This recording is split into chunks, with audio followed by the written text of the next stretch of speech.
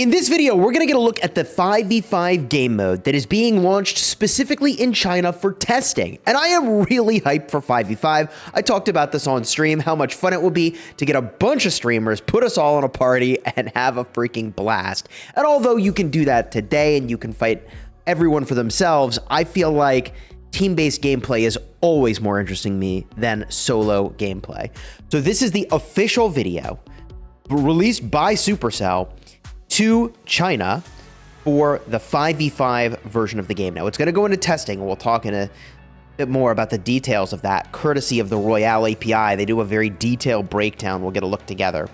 But this is all just sort of a teaser for the game itself, and then in just a second, we'll see the 5v5 teaser. And there's a bunch of things that once you start to think about it, it's like, oh, wait, how would 5v5 work? So, for example, is there a shared gold pool or is it individual? And what happens when you get busted? We'll talk about that in a minute here. So you can see there are blue indicators on screen showing where your teammates are, and everybody converges on this one guy. Bro, using the rage spell there is excessive, all right?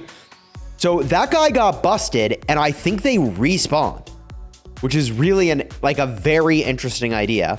So if you can respawn after getting busted, it's 5v5 intensity the entire time, maybe, but that's all really fast paced and really short. So to do a very detailed breakdown here, we're going to go frame by frame on some very select moments that teach us a lot. This is the RoyaleAPI website, which I use for all my squad busters information. When I wanted to know exactly how much damage the queen could do if I had 6 or 9 of them, I went here. When I wanted to know how much damage units did in general, went here. So there's a ton of great stuff on this site, but let's focus in now on this 5v5 game mode where they've gone and they've selected some pictures for us to review here. So we can see here you form up a party of 5 of your friends. There is someone highlighted in yellow here who is presumably the party leader.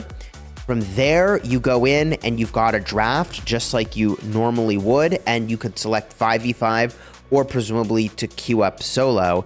And I don't know if it uses a chest ticket if you queue 5v5. How does loot work for that?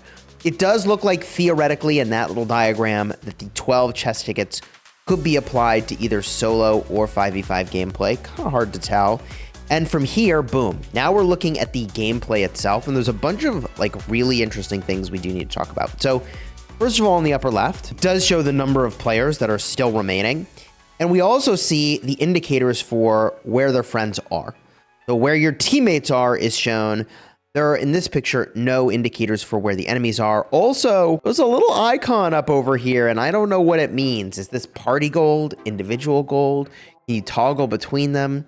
I don't know, but we're going to scroll on down here, check out the next photo. So after the battle starts, you can see Mavis peacefully collecting carrots, but 4 player indicators are shown, showing where your teammates are. Opponents aren't highlighted. From here, this is perhaps a theory as to where the players would have been located. So it also seems that players are evenly distributed across the map. So it's not Team Blue on one side, Team Red on the other. By matching it with the Green World map simplification, a distribution of this kind seems likely. So here we can see a breakdown, and I think this makes a lot of sense, where they showed us this portion of the map, and they've got these indicators as to where their allies are. That to me looks like a likely distribution here. And I would say also that if you can respawn after getting busted, it's not as bad to be split this way. Imagine you queue up for this with a bunch of random people versus a team that's actually in voice together, right? You could have these 2 blue players collapse in on this player, bust them, and the match is over before it's even started, right? Why not?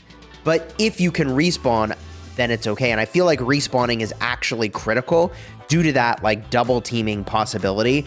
Also, I feel like a very fast start in this is going to be absolutely essential. Oh my God. Here we've got the snapshot of that El Primo. Oh man. I mean, he's cooked. So in this next picture, the RoyaleAPI site points out a couple things. Infinite resurrection to reverse the situation of battle is what it says on the screen. That's a translation. And it says this frame is much wider and shows more than the rest. A few things stand out. Player versus player counter on the top left. Team gems and status of each player on the left. Oh, that's interesting. And a shared ? Gold count in the right. Yeah, I don't know what this gold count is, man. Is it shared? This looks like it's a 1 coin chest game.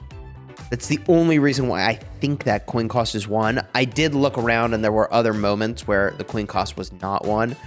But if the coin cost was always 1, oh my God, everybody's squatting up like crazy.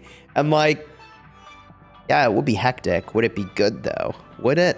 I don't know. Now, for those of you wondering why is there a separate Chinese version of the game, it's actually very common for game makers to have localized versions of their games to do a number of things. I mean, often the regulations are different in different parts of the world, and even the way you go and buy things in-game can be dramatically different. In fact, the currencies often are different in the way you obtain them and the way that loot boxes work. So there's many reasons why you might need a localized version of the game. Now, do I wish that this test was being done in a way that I could participate? Yes, obviously. This is only being done in the Chinese version of the game, and it looks like they're going to start out with only 5,000 players, and then they're going to be able to invite their friends, and they go from there, and it's only going to be on Android for this particular test. Now, we don't have to worry about any of this, because by the time this goes global, I mean, it'd be on all devices, right? But I wonder what sorts of things they're looking for in the test. Probably, is it fun and is it balanced? And if it is fun and balanced, please give me this game mode. Now, there are a couple things that are different in this version of the game, by the way. Like, for example, Witch, you don't show her staff to have the skull on top. Kind of interesting. Instead, it's got that little clover. It's like censored, which is kind of hilarious. Also, there's gems in the upper right there instead of coins, which is what we have. And also, kind of interesting, but a fused unit here is green in the center instead of what we've got. The battle bag is a different color. We can see here the bosses and big monsters have a different special indicator. Skeletons, which are a small monster, have been replaced with goblins. So I guess culturally, skeletons are a no-go here. And instead of a red heart for your health indicator, and I guess on the map that you go pick up, they go with blue stars. Know how many hit points you have left. But let me know your thoughts down below in the comments. Would you prefer 5v5 playing with friends over playing solo? And what would you want the rules to be for how the gameplay works? I think resurrection is good to have, so you can come back into the game if you get busted. You have team loot versus solo loot for your coins. And I think team gem count, that just makes sense, since you can't bust the other squad, and that's not really the objective. I mean, okay, it is the objective, but winning is the objective. Like, for example, if it's a shared gold count, your strategy could be to have like a dedicated gatherer who's just running around the map. They get their trees chopped down, they get their carrots picked. I mean, it all depends on, you know, what options you've got in the match, but like you can actually have players specialize in doing different things, which is kind of a cool idea, right? Like you can have roles on your squad. Now, that role needs to be flexible based on how your draft is going. You can't really force something. If you don't get it, you don't get it. It just is what it is, right? Like the randomness of the draft is super real. But if you're looking for ways to minimize the effect of that randomness, click the card in the end screen right over here. It's a video that's going to help you draft better and get better results, hopefully, from your games.